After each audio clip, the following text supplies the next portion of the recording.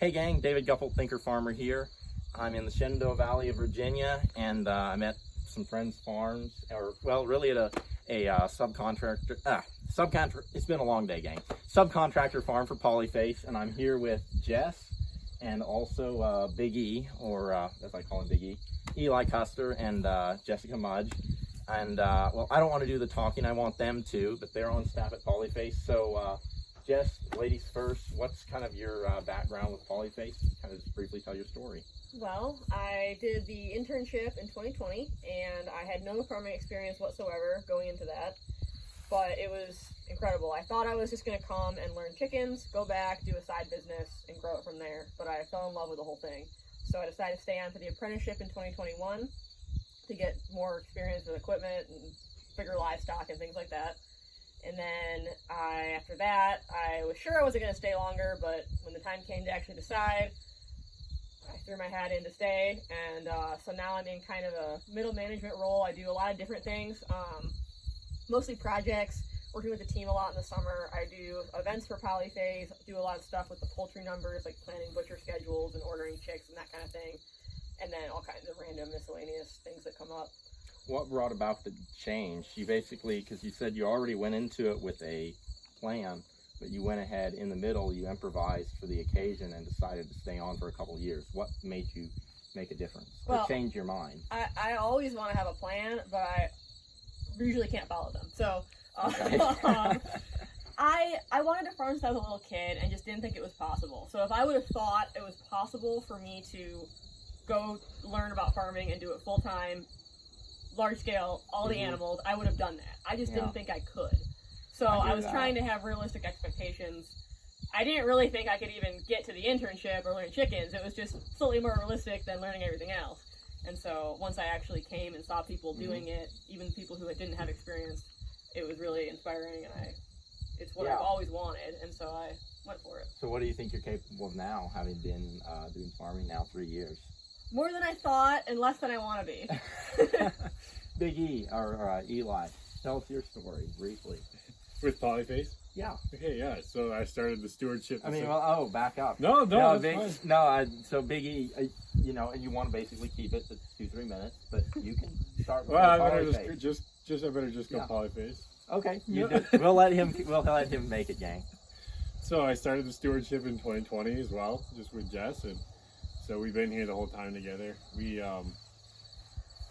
went to that summer, and we had a wonderful crew, and there were 4 of us that ended up staying on for the apprenticeship. That's after that summer, and it was just a wonderful time of growth for Polyface, and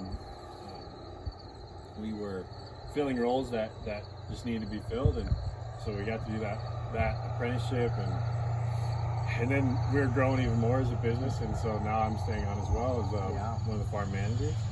Yeah. And working under Eric and Daniel, and so my day-to-day is leading stewards like Jess does some, and running the sawmill, filling in with our cattle production whenever we need it. Gabe will call me and just be like, hey, I need some help, and so I just run over there and give him a hand. But a lot of things I do were kind of emergencies before, and now we can kind of fill those gaps, and so it's not you're as on much the front end. Yeah, it's not as much of an emergency. Fighting fires. Yeah.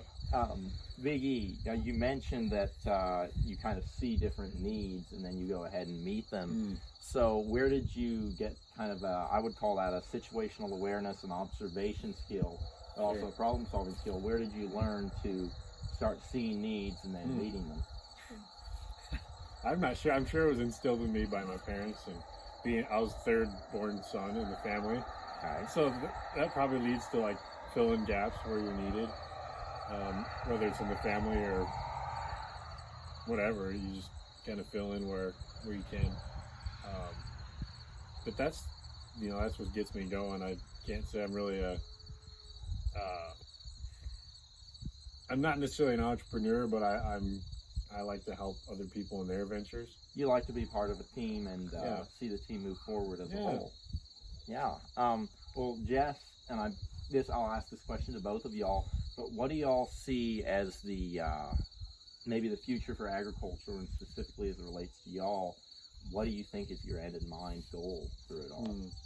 What do you could answer that several different ways. You can answer that what you want to accomplish, what you want to achieve, what you want to get, or etc. What you want to do for others, however you want to answer that. Yeah. For me, the most fulfillment comes out of building good relationships with people and helping them get on their way. You know, like you came and you know we developed a great relationship and are continuing it to this day. And I feel that because you came to us and we, you know, you helped us, we helped you, and you're flourishing where you're at. That is so. Like, there's no greater reward than for you to come back and interview us and and just tell us and just hang out with us and tell us how good you're doing. And there's a saying, gang. It's from Henry Ford, who, of course, he did a lot of assembly line stuff and came up with kind of the first modern factory. But he once said, "My best friend is the one who brings out the best in me." And so I think one of the goals every individual should have is to figure out how you can bring out the best in others. And that's what a lot of what it means to be a friend, is you see someone for their unique abilities and talents, and then you try to figure out how can I launch that person forward. So Eli and Jess both were my apprentices for 2021. That was at Polyface in Swoope, Virginia, in the Shenandoah Valley. And for me, it was, I haven't finished my farm story on my YouTube channel, but I was kind of coming out of 2 years of a fairly trying time working with some different individuals, and I was essentially trying to figure out how to put my best foot forward. Jess, I want you to get a chance to chime in. So for me, it's kind of two parts, I guess. So the work I enjoy the most is being out with the animals, and I would love my own. I just bought some sheep, and I really want to grow some of my own livestock stuff, and someday have that be a lot bigger than it is now. I'm spending a lot more time with the animals, but at the same time, like Eli, I love the team. And to me, the most satisfying work comes from pouring into people and giving as much as I can while they're at Polyface and while they're here. And so I want to, I don't know what that looks like yet, but I want to combine those two things where I'm doing stuff with a lot of animals, but I'm still spending a lot of my time and a lot of my, most of my effort on the people around me. Yeah, so you really like to own the management of the livestock, and also to take responsibility to kind of be a, not just a team player, but also a leader in a team to help encourage people and move them forward. Yeah, in my own way, I guess. That's the same for you too, Biggie. And Josh, how are we doing on time? 7 minutes. 7 minutes. Okay. Well, all of my YouTube videos I try to keep to under 10 minutes, so I'm going to ask y'all one more question. Good. If you could have it your way, where will you y'all be in 10 years? Oof. 10 years? Well, since this is a Thinker Farmer channel, I have to rebuttal your question with the way that I like to put it, is that physically I don't know where I want to be, but I have a goal of who I want to be. That's important. Because where it isn't as big a deal to me, but like I want to be a man of my word. I want to be a man that leads well, and I want to have resolve. Okay.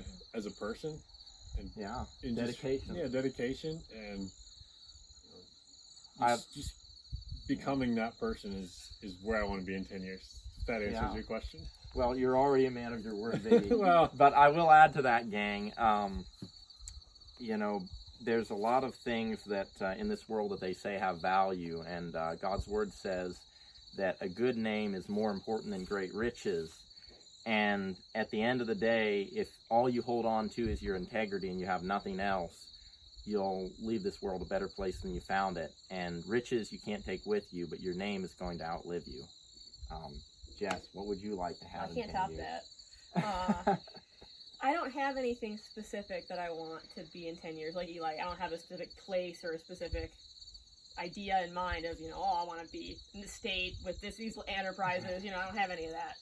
I just want to be serving God and serving people, and whatever that looks like. I want to be doing some sort of farming. Whatever that looks like, I'll wait and see what happens. Alrighty, gang, and with that, I'm going to say blessings for the journey, and we'll see you down the road.